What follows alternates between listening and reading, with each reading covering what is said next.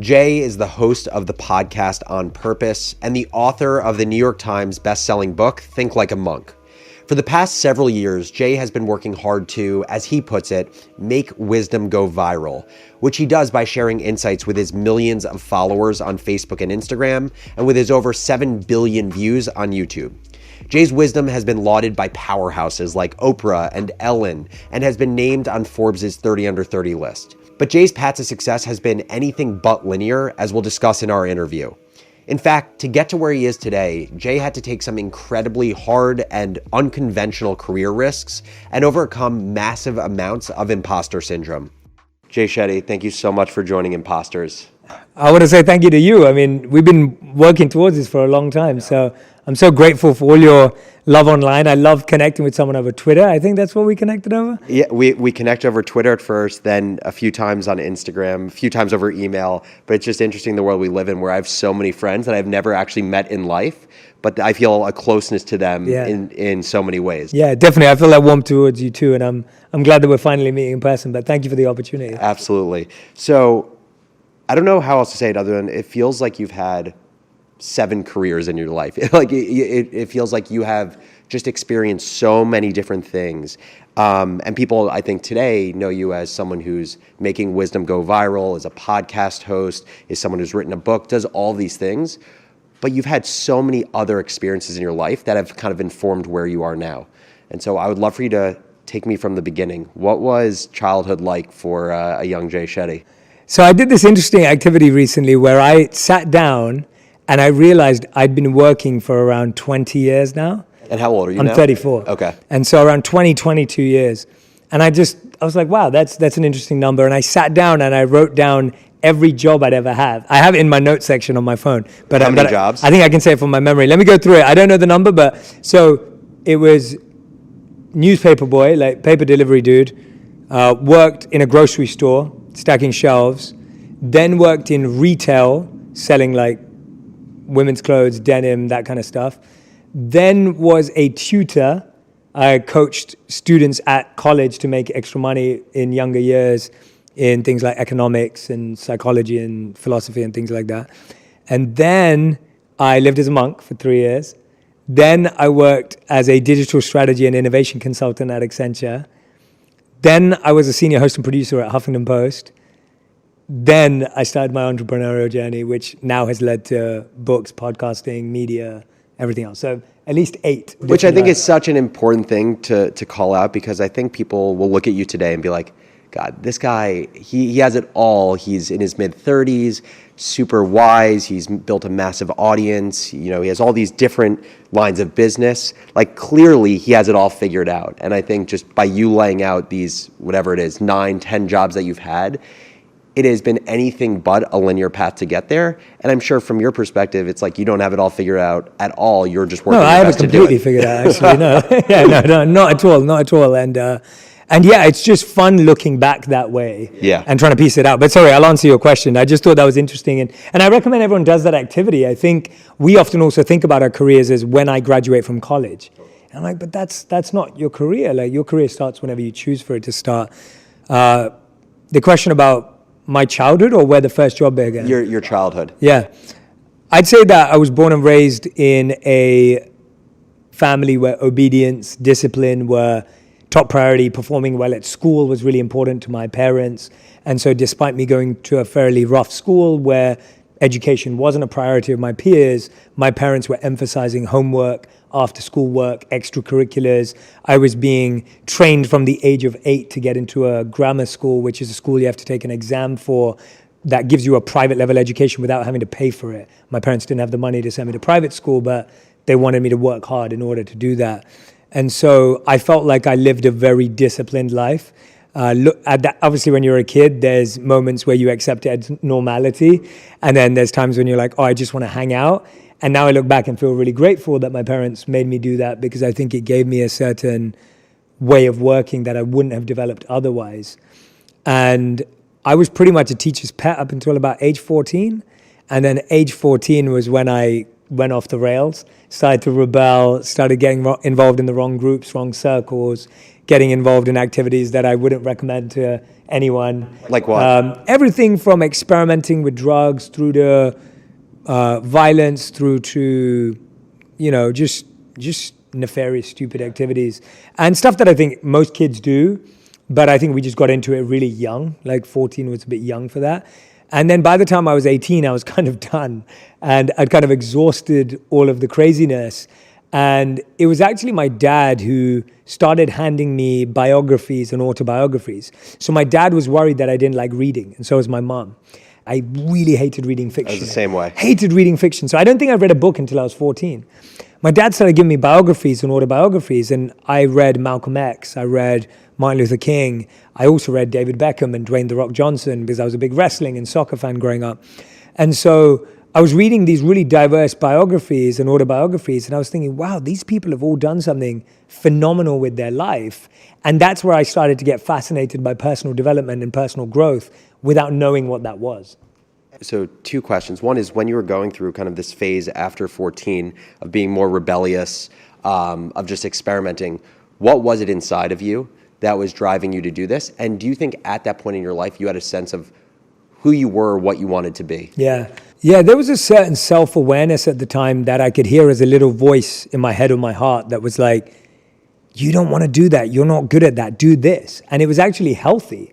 So my parents wanted me to do medicine or science or, law or engineering. And for me, those things scared me. I was like, I'm not really interested in those things. And I could have that voice inside of me that was like, do art, do philosophy, do economics, do design. Like those were the things I gravitated towards. And it was almost like I started to listen to that voice. And I started to not ignore that voice because it was so strong. And I almost had this rejection towards anything else that wasn't that. At the same time, I think there was a bit of me being naive. There was a bit of wanting to fit in. There was wanting validation, wanting to be cool, wanting to be liked. And then that part of me was seeking the wrong activities or the bad circles. So it's like this weird juxtaposition of your self-awareness, which is guiding you in the right direction, but then your low self-esteem, which is guiding you in the wrong direction.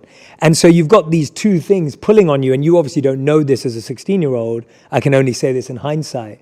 But at the time, I just thought, yeah, I fit in here. I'm trying to look cool here. I think people will like me if I'm this way. And then it's like, but wait a minute, I don't want to be forced to do things I don't care about. So I was grappling with that. Absolutely. I'm interested, as we move forward in your life, you ended up going to school, to university, thinking you were going to work in whether it's financial services or consulting, and then kind of by happenstance, you were introduced to the work of monks, and ultimately decided after 3 summers visiting the ashram to become a monk for 3 years.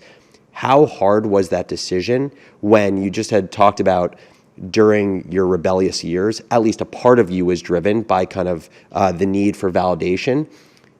I would say it wasn't necessarily a popular decision to become a monk. Like, it wasn't something that was familiar to other people. So how were you able to kind of withstand, call it the pressure from others, to do what was expected of you? Yeah. I think we're always living 2 lives. One is the life you want, and the other is the life you think others want you to live. And we get stuck in between those 2 lives. And often we feel like we're living too far off the edge of what other people want us to live. And often we feel like we're living too close to the version we want to live. And that dance is really fascinating as life goes on. And what I found at the time was I was being drawn closer and closer and closer to my own values. And I was being drawn closer and closer and closer to what was important to me. So at that time, if you asked me what I thought I was going to be, I would have said something like, I'm going to be a rapper, right? I love spoken word. I love writing lyrics. I loved music. I played the drum kit. I played the piano growing up. I can't play anything anymore. And I was highly into music, and I was like, I want a career in music. That's what I probably would have said. And then as time moved on, I would have moved away to being, okay, let's be more realistic, Jay. You can't do that. That's not real for an Indian kid growing up in London. Let's be more realistic. And I was like, well, maybe I want to be an art designer or an art manager at a magazine, because I loved art, loved design. And then it's like, oh, no, Jay, be more realistic. That's not really a career path, because everyone in your everyone who you're surrounded by is doing far more serious and real careers than that. Okay, let's go and get a business degree, right? Yeah. It's like you literally go from this is the truth of what I want to let me water it down a bit and then to let me completely water it down. So I remember telling my art teacher, who I was really good friends with at college, telling him I'm turning down my offers to go to like art school, which is what I thought I wanted to do, to go and do a management science degree, at Cass Business School. Yeah. And, he was joking around. He's like, you're such a sellout. Like, he was like, you're such a sellout. I was like, I'm a sellout. This is terrible. And that's kind of where I ended up. And it's really fascinating that I went there because I was like, this is the safe thing to do. And then I do the least safe thing in the world by becoming a monk. And so it's really fascinating how I went on that end of the spectrum and then I want to go back. So I think what happened is there's only so long you can stay away from your true calling. And you can push it down, you can ignore it, you can suppress it as much as you like, but it's going to keep showing up in really uncomfortable ways. And it will start quiet, but it will get louder. And for me, it got really loud at 21 when I thought to myself, which life do I want to live? Do I want to live a life of chasing success or do I want to live a life of service? And I would say that decision at 21 became easy because of the 3 years of experience before. And I think people look at that as like, that's a big change. But that big change was easy because there were lots of small experiences that led up to it. And so every summer, like you rightly said, I'd go to live with the monks. And that mini experiment every summer made me confident that if I did this long term, that I would enjoy it. And I think people think, oh no, you just changed your life. It's like, no, I didn't. So, and you're right. I'm glad you raised this because a lot of people say to me today, they're like, Jay, you really like use this monk thing as part of your story. And I'm like, trust me, becoming a monk is not a story. Like when you're 21, becoming a monk was the least cool thing I could possibly do. My friends, and this is honest, just my guy friends thought I was gay. Like literally, that's the response I got. That's how far behind things were. They were like, you're gay, right? Like that's, and I'm like, how is this? Like, how is that even connected? Totally. But that's what they thought. Girls didn't want to talk to me anymore because they thought they weren't allowed to talk to me and what was happening in my path. And then my family thought that I'd wasted my parents' investment in me and my education. Yeah. And so everyone's saying you've committed career suicide, you're never going to get a job again, and you're ruining your parents' life. And it's just so interesting, again, just thinking about your own development and your own awareness, that you were able to get to a place where despite all of that, people saying, oh, you must be gay, oh, you can't see women, oh, it's career suicide, that somehow you had gotten to this point in your life where you felt enough connection to your values or what you deem to be your calling, that you were willing to do that. Because I would say that is very difficult at any stage of life, but it's exceptionally difficult as a 21-year-old when there is so much social pressure. Yeah, and I give all the credit to my monk mentors and teachers and guides because it's not, I didn't have that resilience, but they'd given me an experience of something and I believe that experience was more powerful than my feelings or what I was hearing. And that's why I think we try and make decisions in our head. Like we try and figure everything out in our head. And we're like, if I can figure this out in my mind, then I'll figure it out in life.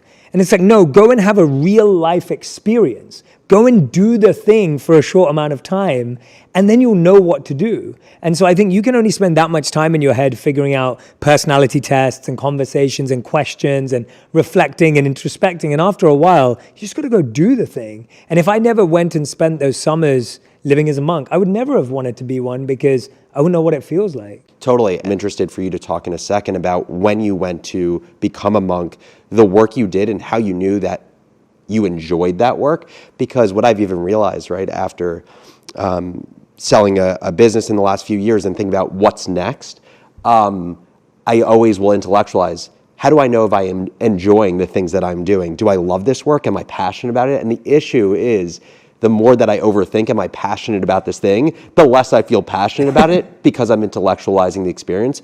So tell me, what was it like to be on the ashram for 3 years? And how did you know at least some part of that work was truly what your calling was?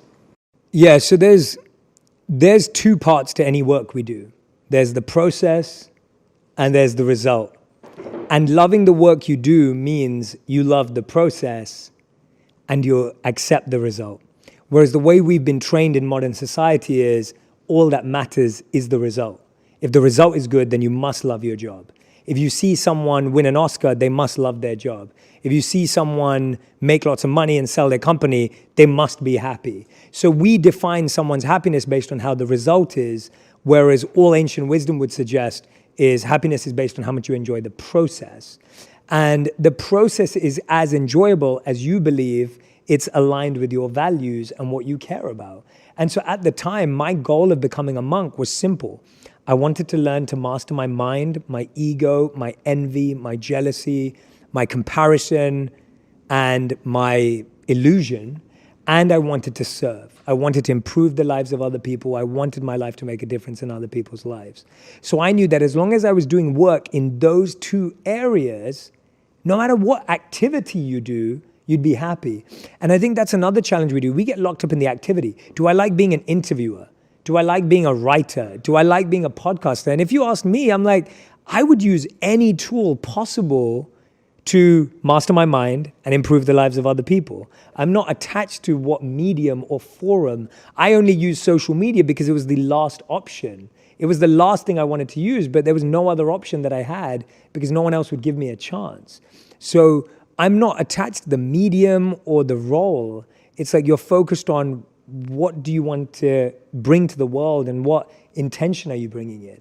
So to me, it's about figuring out what you're truly trying to create for yourself. And so during my time as a monk, I was waking up at 4 a.m. We were meditating for 4 to 8 hours a day. You're sleeping on the floor, you don't have a bed. All your possessions fit inside a gym locker, and you do that every day. Do I enjoy that? No. Am I passionate about that? No. But I believe it's going to help me master my mind. Okay, I'm in, I can do that, right? Yeah. Every day we were out in the sun. It's 110 Fahrenheit, right? It's hot. You're out there laying bricks. You're out there doing agricultural work on the farm. Do I enjoy that? No. Do I really love that? No. But do I believe that it positively improves the lives of other people that we're serving? Yes. Okay, it fits. And so I enjoy the process because I trust the process is giving me what I need, but I don't have to enjoy that direct activity. Right. Because that's pleasure. Well, and I feel like that's such an important nuance, right? Because you talk about enjoying the process. And if someone hears what you're saying, like, no, I didn't enjoy laying bricks, I didn't enjoy agriculture, they'd be like, but isn't that the process? And I think the distinction you make is there are activities that sit within this process. It's not necessarily about enjoying those. It's about how do these serve ultimately what you're trying to accomplish, the values you're trying to live out. Correct. And I love that you're making that distinction, and maybe I can articulate it better. I didn't love the activity, but I loved what was happening to my intention while I did the activity. Yeah. And that's what you're falling in love with. And I get that that's a really like meta ethereal idea, but it's like you are looking at that going, I do this because I know what's being built right now while I do this. That's loving the process. I think what Jay is saying here is so important. If you have a clear sense of your own values and you're able to see how the work that you do serves those values, it can feel easier to embrace the sometimes mundane or tedious or completely unenjoyable aspects of your job. Sometimes taking a second to step back and remind yourself of your intentions and why you're doing the job that you're doing can have a really powerful effect on your willingness to push through the worst aspects of it. We're going to take a quick break here, but when we come back, Jay gets into why he decided to leave the ashram and how he navigated feeling behind professionally from his peers to ultimately finding success. This episode of Imposters is sponsored by Sakara. Feeling great starts with what's on your plate, which is why Sakara has simplified healthy, balanced dining. Sakara is a wellness company anchored in food as medicine on a mission to nourish your body through the power of plants. Their plant-rich meals, snacks, and supplements are designed to reduce bloat, ease digestion, and boost energy, all while being absolutely delicious. And to make healthy eating even easier, Sakara delivers everything right to your door, ready to enjoy. Right now, Sakara is offering listeners 20% off their first order. Simply go to sakara.com/imposters or enter code imposters on any checkout page. That's Sakara, sakara.com/imposters. So let's talk about, you spent three years on the ashram. You decided to ultimately leave. Why did you leave? And what was the response when you left? Yeah, so lots of reasons why I left. I was really experimenting with my health. I was experimenting with longer meditations, longer fasting. I was really pushing the limits of how far meditation could go to replace sleep, how far meditation could go to replace physical energy. And I really took my body to lengths that broke my body practically, and that wasn't a fun feeling at all. I ended up in the hospital. I talk about this in the book, of course. I was in bed for like 14 hours a day for plenty of time. It was really tough, and it was all my own doing. It was all my own experimentation. That was part of it, but really that was what was happening outside. Yeah. And what was happening inside was, as you are practicing being a monk, you get more self-awareness and you get more introspection. And I started to realize that my desires were not aligned with the desires of long-term monks. So I would sit and talk to monks who'd been there for 10, 20, 30 years, and I'd listen to them and I'd be like, do I want to live like that?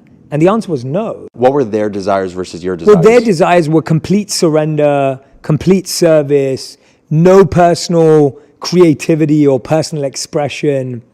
And for me, I was like, but I want to share what I'm learning in this way. And I can see the link between this scripture and this movie, and this song lyric reminds me of this verse in the Vedas. Like, to me, I was like, yeah, I'm a kid growing up in London who loves music, loves movies, loves life. And I'm seeing all the correlations and connections. And I'm saying, I want to make those connections for people, because then maybe people can live these ideas in their life. And so I always had that, where I wanted to make wisdom more practical, accessible, and relevant, because I saw its power.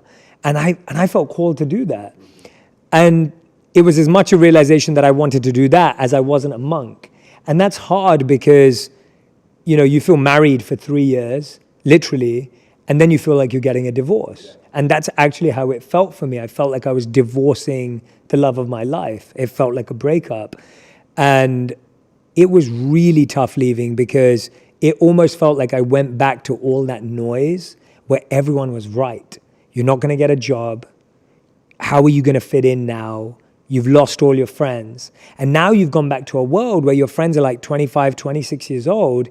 They're, in relationships. They're potentially buying their first home, or moving into a fancy apartment, or they're now promoted to their next position. They're doing well for themselves. And you're thinking, oh, I am behind. And so that's how I felt when I got back. I'm behind. I'm lost. And I didn't think I made a bad decision. I was like, how do I catch up now? And so how did you catch up? How did you work yourself out of, I would say, a very rational thought of, I've almost been stuck in time. Everything's accelerated. How do I accelerate? Yeah, I didn't know who the Prime Minister of England was. I didn't know who won the World Cup. I didn't know. I had no idea. And so I was truly behind. I spent 9 months when I left. Well, the first month, I always talk about, the first month was my worst month, where all I did was eat chocolate, listen to music, catch up on all the TV. I remember watching every episode of How I Met Your Mother. I went and found a list on IMDb called Movies to Watch Before You Die, and I watched every movie on that list. I literally went into full, lazy... Yeah, the pendulum just swung totally in the exact opposite way. direction. Yeah, the opposite way. I wasn't waking up early, none of that. And then I was like, okay, this is not sustainable. So for that time I started dressing up, going to my local library, turning up, reading books. I was reading scriptural books, monk books again, and then reading business books to try and figure out what I'd missed out on. In life, I was dressing up as if I was going to work. But if you asked me what helped me catch up, it was when I started work, when I finally got a job after 40 rejections, when I finally got a job and I met people, and they were 21 and I was 26 now. By the time I started my first job, I was 26 years old. And I realized that I actually had the greatest advantage, which was I had massive self-awareness. I knew what my strengths were. I knew what my weaknesses were. I knew what I had to offer, and I knew what I wanted to do. And I was just like, I just took the biggest risk, potentially one of the biggest career risks in life, by becoming a monk. I shouldn't be scared of anything anymore. Yeah. That was the scariest decision that I made at a time when things were more vulnerable. I shouldn't be scared of anything. And so I became fearless. And so that fearlessness led to me making big, scary decisions in a big, scary organization, which paid off, because I now wasn't ready to follow what everyone else was being told to do. And everyone else who was 21, who was still following the rules from college and university, they felt, all right, we need to follow the rules. That's what we're being told to do. And my thing was, well, no, I'm not going to follow that rule, because I think I'll do a better job this way. And thankfully that paid off. Now, I had people in the company, senior people, some of them were my biggest champions who I love and I'm so grateful to. And some of them were massively intimidated, even though they probably made 20x what I made at the time. But they were intimidated and they were trying to control and trying to manipulate. So it was tough living that, but I'm really grateful that I did that. And so, if I remember correctly, you were both working within Accenture, but then you were asked at some point to give a talk on mindfulness to 1,000 people within the company, and then you started traveling around the company, right? Yeah, so this credit goes to a lady named Jilly Bryant. She's left Accenture now, but she was the head of all the new hires in London. So there were about 1,000 of us. And she noticed that on my fun fact about me, I'd said that I lived as a monk and I meditated and that I used to teach meditation. And at the time, Accenture was taking, and they are taking mental health very seriously. And so she reached out to me and she said, Jay, we have this big event coming up at Twickenham Rugby Stadium. Would you mind talking about social media, which is what I was doing at work, and talk about mindfulness and meditation on stage and potentially even lead a meditation? Now, at the time, I had no brand, no social media, no one knew my name. I was asked to come on the stage in between Will Greenwood, who was a Rugby World Cup winner with the England national team, and the CEO of the company in the UK. So I'm already having massive imposter syndrome because I'm going, this guy won a World Cup for the country, this person's the CEO of the company, what am I going to say? And these are 1,000 people who are my peers who have no respect for me, and there's no authority here. And that is a beautiful position to be in, because you start realizing that you're not living off of influence, so you're not living off of a position. You live off of who you are and how you hold yourself. And so I went up on stage. I was nervous till the point I went on, and I led a meditation. And the feedback I got was they'd never seen a group of 1,000 people hold silence for that long. And it was a really reassuring, comforting feeling. It wasn't yes, we did it. It was more wow, this stuff works in the real world. People care. And so, yes, then I got invited across the company to teach mindfulness and meditation, set up mindfulness Mondays, mindfulness meditations before meetings. I got really involved I was so grateful to Accenture for championing a personal skill set in a big professional organization with 500,000 people. It's interesting because it sounds like something that helped your imposter syndrome in that moment was kind of the internal validation you had after you saw this entire group of people sit in silence. You were told that this was the longest they'd ever sat in silence. It was reassuring to you that the work that you were doing could be really meaningful. I'm also sure that this wasn't the only time you've experienced imposter syndrome in your life. And given the name of the show, given so many people experience this, I'm interested how you think about navigating imposter syndrome. And I'll even say from my perspective right now, I feel massive imposter syndrome hosting a podcast with you as a guest, where I'm just how do I host a podcast talking about vulnerability and challenges in people's lives and being a sounding board for them when the person in the seat across from me is someone who literally spent 3 years as a monk and has done so much more work to truly understand people. How do I do it? And so I can just imagine how many people experience imposter syndrome in their life. Well, first of all, that's very kind of you, and I don't think of it that way at all. I think every question you've asked me has been so heartfelt, has been so sincere, so genuine. Everything that you've shared with me today, even before today, I already knew I was going to love you before today, because all the interactions we had on Twitter, and you think how can you do that on Twitter? But you can when you're as genuine and sincere as you are. So I was excited to be here. I'm grateful to be here, honestly. I would say that I don't think you ever stop feeling imposter syndrome if you're growing. If you're growing, if you're learning, you will always feel imposter syndrome. Because what imposter syndrome really is a sign that you still have a skill to learn or an experience to have. So I still feel it on a daily, weekly, monthly, yearly basis. And I don't ever want to stop feeling it, because it shows me that I need to grow and I need to learn. I connected to a beautiful book called Flow.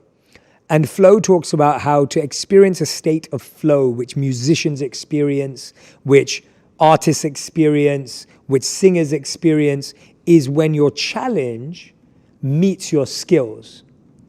But what most of us experience on a daily basis is our challenge is above our skills, which means we get scared, we get threatened, we get confused, we feel lost. Or what we experience is the opposite, where your skills are above your challenge. Then you feel bored, you feel tired, you feel lethargic, you feel complacent. So really what imposter syndrome is saying is that your skills are not as high as your challenge. But you can fill that gap if you truly, deeply want to. You can make that leap if you want to. And so now when I feel a sense of imposter syndrome, I ask myself, what skill is being highlighted to me that I don't have? It's not a feeling, it's not an emotion, it's a skill. Like I'll give an example. If I'm sitting around a table of people that I feel are more qualified than me in a certain area, let's say I'm sitting with a group of people and they're all amazingly deep into real estate, right? That's their thing. I'm going to feel like an imposter because I'm not that deep into real estate. And then I have to ask myself, so what skill do I now have? Okay, real estate investing. Do I want that skill or am I happy being in this space, for example? And so the question isn't not only what skill don't you have, what do you want that skill? Because often you can get pursuing a skill just to impress people. Totally. And so I think that's what I would encourage people to do with imposter syndrome is take it away from this feeling of like, I'm not good enough, I'm not smart enough, I'm not this enough. Yeah, you're not smart enough. Figure out what you need to get smart at, right? And that's how I see it. I'm like, okay, I'm not qualified to this. Do I want to be qualified? Totally. I think in a lot of ways what you're doing is you're putting control back in the hands of the person themselves, right? So it's all about reframing it as, this is actually a great thing because you're pushing yourself into an area of discomfort where you now have the choice of there's a gap between your skill and the challenge that you're facing. And you have that choice of if you want to close that gap. And by the way, you can make the choice not to close that gap if you don't want to do it. Exactly. So when I first started my career and I was mainly known for creating video content, which were like 4 minutes, we then built the podcast. I felt like an imposter when I launched the podcast. Now we've done the podcast for 3 years and it's very natural. And then when we launched the book, it was like, that was scary. And then now we're doing a book again, that doesn't feel scary. So every time you make a new leap, you'll feel imposter syndrome. But that's great because that means you're growing. That means you're trying something new. I would never feel imposter syndrome if I never tried anything new. And that means I would live a boring, same life. And I don't want that. Yeah. Thinking about your experience within Accenture, it feels like this combination of just amazing kind of harnessing of an opportunity you were given to use the experience you had in the ashram to spread kind of what you learned throughout the company, while also kind of being on the forefront of social media. You know, while you say you were a little bit late to it because you didn't have a Facebook until whatever age, you still were early now in retrospect within what's happened with social. When you reflect on kind of almost like these two amazing kind of skills you were able to build up that informed where you are in your career now, how much do you think about your own experience as skill and hard work and grit, and how much do you think of it as luck? And how do you think about that relationship broadly in career? I would say that, and I'm going to be honest because I think that's the only way to do it, I would say that my greatest skill is knowing that I can learn something if I want to, and that if I apply myself to it, and I really deeply care about it, that I will find a way to get really good at it. And I don't think you can separate that from impact, because impact means, there's a beautiful quote by Bruce Lee where he said that I'm not scared of the person that has practiced 10,000 kicks one time each. I'm scared of the person who's practiced one kick 10,000 times. And that's the switch that we have to make, is that are we willing to practice this one kick, this one move 10,000 times or whatever it may be? And that to me is the difference maker. So I would say that there's a lot of strategy, because now it all makes sense, like social media, meditation, oh, that fits. It didn't make sense when I was collecting those skills. And so as Steve Jobs says, you can only connect the dots looking backwards, you can't moving forwards. To me, when I was collecting it, I was just like, I love people and I love connecting with lots of people. So social media would be useful, maybe. That's literally all I had as a thought. It wasn't like, oh, I'm going to learn this, then I'm going to learn this, and then it wasn't that thought through. And at the same time, when I became a monk, it wasn't like, oh, one day I'm going to write a book about it wasn't that. It was, hey, I think this is what my calling is. So it was a naive, innocent following of what I'm being called to do at the time, then matched with what do we do with this now that we have it as a skill, and taking a risk based on that. So I would say it's I don't know what you call that, whether it's discipline.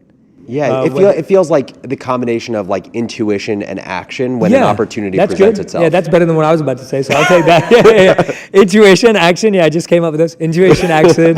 And I would add a massive sense of being open to risk again, and again. And then I would say it's brilliant mentorship and guidance. So I give all the credit to the people I met. If I didn't meet really critical people at different times, and I didn't form a relationship with them, and they didn't invest in me, and I didn't invest in them, that was everything. Like for me especially. So that you could say was luck. Yeah. That was the luck. The luck was that these people came into my life and we clicked at really specific times, and that was the luck. Well, and I would say the skill there was, my intuition is that when you were building these relationships, it wasn't doing so in a way where you were getting something out of it. You were getting into these relationships because you love the people that they were, and you wanted to just be closer to them. I'm still friends with every one of those people. Yeah. Like deeply. Like Yeah. I message them all the time, and they're still involved in my life in so many ways. And I all the credit goes to them. I'd say any career success I had, I'd give it to them, because it's not that they told me what to do or how to do it or invested money. It wasn't those kind of things. It was people who just changed the way you thought. Yep. By planting simple seeds and planting simple ideas at different times in my life. So yeah, I would say there's a mix of luck, strategy, intuition, action. But ultimately, I think it comes down to three things: passion, strengths, and service. That's ultimately what it comes down to. It's the passion to learn anything and everything, developing an actual skill in the subject matter you want to do, and then wanting to serve through it, which is where the fulfillment comes from. And so to me, I'd narrow it down to those three things. So something you talk about in your journey as being one of the more stressful points in your life is post-Accenture, you had decided that you wanted to kind of create these videos. You ended up creating them, I believe, in London at a time and day where there's no streets on the road. So it was perfect moment. You try to pitch all these media executives on being able to do it. Ultimately, you were given an opportunity with Huffington Post, and the videos absolutely crushed it upon publishing. I think the first week, like the first video did 1 million views, then it was 1 million in 24 hours.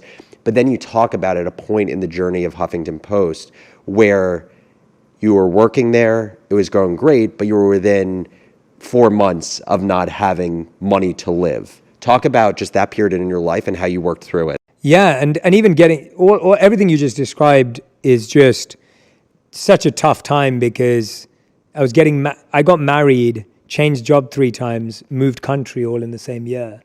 And that was that year that you just described. And so that was a fully intense year. What year was that? That was 2016. Okay. Yeah, 2016.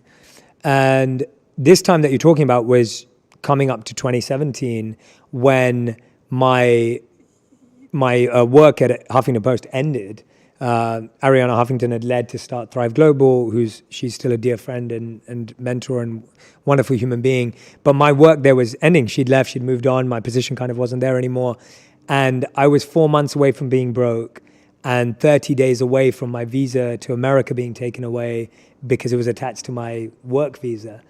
And so not only did I have to figure out how to sort my visa out, I had to figure out how to pay for more than rent and groceries beyond 4 months. And I always used to have my mentor, Thomas Powell, one of them, would always say to me, you only discover your potential when you're in pain. He'd always keep repeating that. And I'd be like, nah, I'm proactive. Like, nah, you're whatever. Like, I'm one of the hardest working people. Whatever. And then I was put into pain. Like, that was real pain. And I thought, okay, I'm going to discover my potential in the pain. Okay, I'm going to discover my potential in the pain. The next day after learning that I only had 4 months left in the bank for rent and groceries, I got up and I emailed, DM'd, tweeted, and messaged every person that I'd ever met and said, I will edit videos, I will record videos, I will film videos, I will do anything you possibly need me to do at this time. Me and Paul, who's sitting right there, we were doing corporate videos for other clients. Paul, do you remember that office we went in? We did all these question videos. And so me and Paul went into this corporate company. I'm producing corporate training videos that's not what I want to do. That's not my Yeah. passion. That's not my life. But it was what I needed to do to survive. You didn't have an option. I didn't have an option. So that year, the year when I thought I was going to struggle to survive, I made more money in that year than in my whole career combined up until that point, because I was so stressed that I wasn't going to be able to pay my bills. But that's because I was living under that pressure and that fear.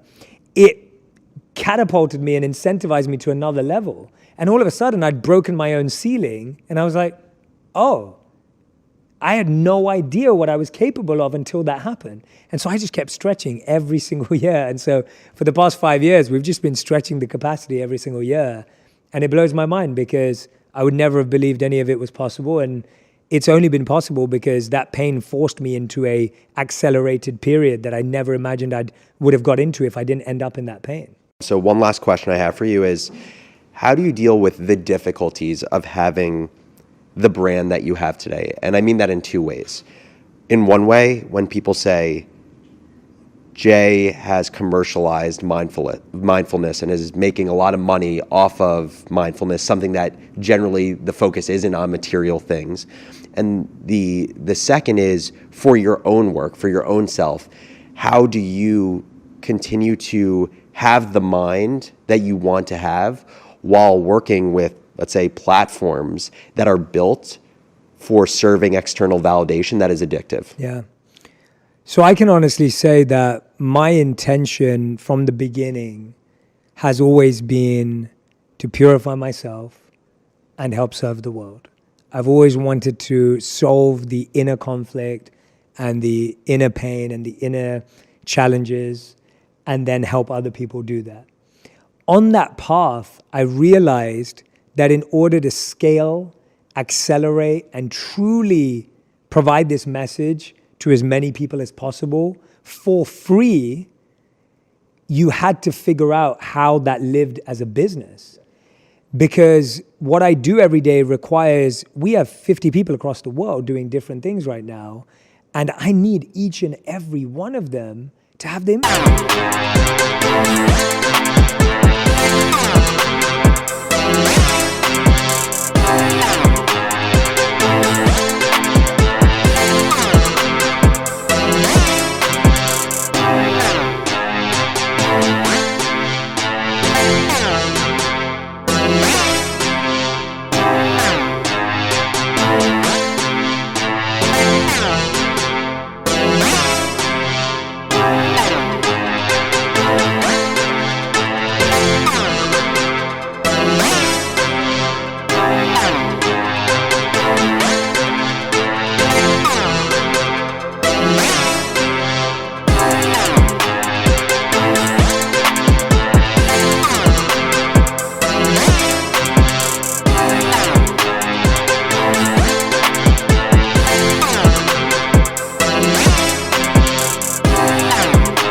That we have.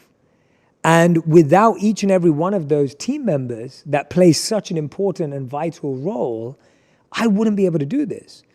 And what I got fascinated by is I grew up with the belief that money was the root of all evil. I grew up with that. I also grew up with the belief that people who had money did dodgy things to get there, because that's the environment and the family I grew up in. I had to rewire my whole relationship with money. And when I lived as a monk, we were trained to recognize that everything in the world was simply energy, and that energy can either be used for good or used for bad. So all I can say is that I'm honestly trying to give the resources I have to be used to serve and support not only myself and my family, but to serve and support tens of people right now on my team that I believe are living their purpose and feel very purposeful and meaningful coming to the workplace. And then the millions and billions of people that are being impacted. And we've always made a commitment. If you look at our video content, it's always been free. Our podcast has ads, but the podcast is free. Totally. We're very selective over who we work with and who we partner with. And then, my recent partnership with Calm, where I've taken on the role of Chief Purpose Officer, the annual subscription is like $42 a year for the whole year. And so my goal has always been, having lived as a monk where you do things for free all the time, it's like my goal has always been that. My goal was to accelerate the impact and give access. And ultimately, I'd say if anyone who does have that perception of what I'm doing, they're fully entitled to that. I'm so okay with that. I'll take it all day.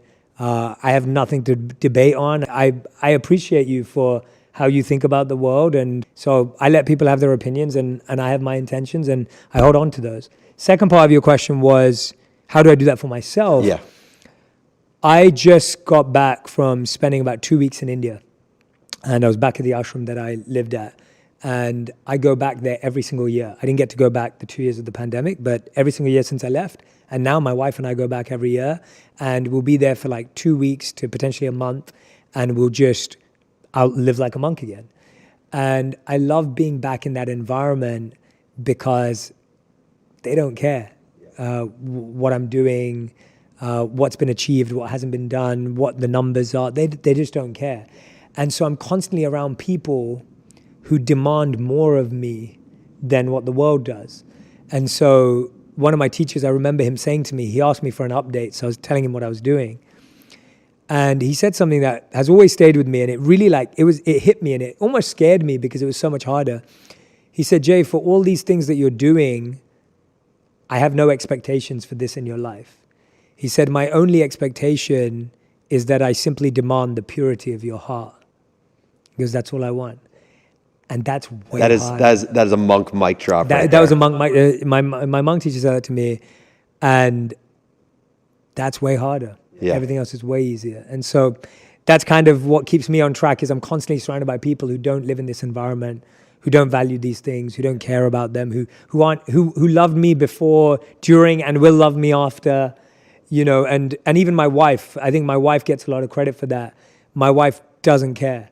She just, that's not her life, and it's not who she is. And being married to someone that way, I used to be upset at my wife for not loving me for what I've achieved. And then I realized she actually loves me for who I am.